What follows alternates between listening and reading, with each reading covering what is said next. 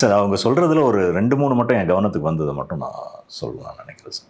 நான் patch work பண்ணதை அது ஒரு உருட்டுனாங்க. நான் வந்து என்னோடய என்டையர் கெரியரில் சார் ஒரு படத்தை கூட நான் பேட்ச் ஒர்க் பண்ணதே கிடையாது sir. I am that organised. நான் வந்து ரெக்கி பார்க்க போகும்போதே நான் ஷார்ட்ஸை பிளாக் பண்ணிட்டு தான் சார். என்னோட ஏடிஸ் எல்லாருக்குமே தெரியும், என் கூட பணியாற்றின அத்தனை கேமராமேனுக்கும் தெரியும்.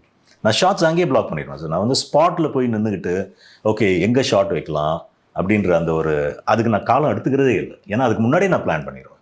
இன்க்ளூடிங் லைட்டிங் பற்றி நான் பேசிகிட்டே இருப்பேன்.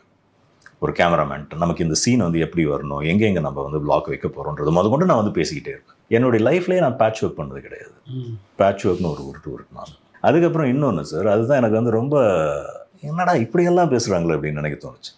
நான் வந்து ஒரு சீனை ஷூட் பண்ணுவேன்னா அதுக்கப்புறம் அதை வந்து எடிட் பண்ணுவேன்னா அப்புறம் எடிட் பண்ணி பார்த்துட்டு சரி அதில் ஏதோ ஒரு போதாமை இருக்குதுன்னு சொல்லி மறுபடியும் நான் போய் ஷூட் பண்ணுவேன்.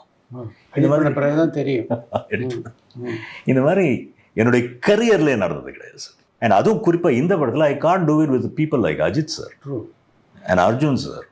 Can't do it. It did not happen. இது முழுக்க ஒரு பொய் சார். நான் தான் சொன்னேன், இது வந்து உண்மைன்னு நீங்கள் நிரூபிச்சிட்டிங்கன்னு வச்சிங்களேன், நான் படம் பண்ணுறதே நான் நிறுத்திடுறேன்.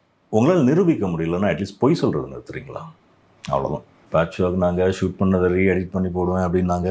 But all that is worthless sir. இதுக்கு வந்து நம்ம உக்காந்துக்கிட்டு இதுக்கு பதில் சொல்லிக்கிட்டு இருக்கிறத கூட நேரம் வரையும் அப்படி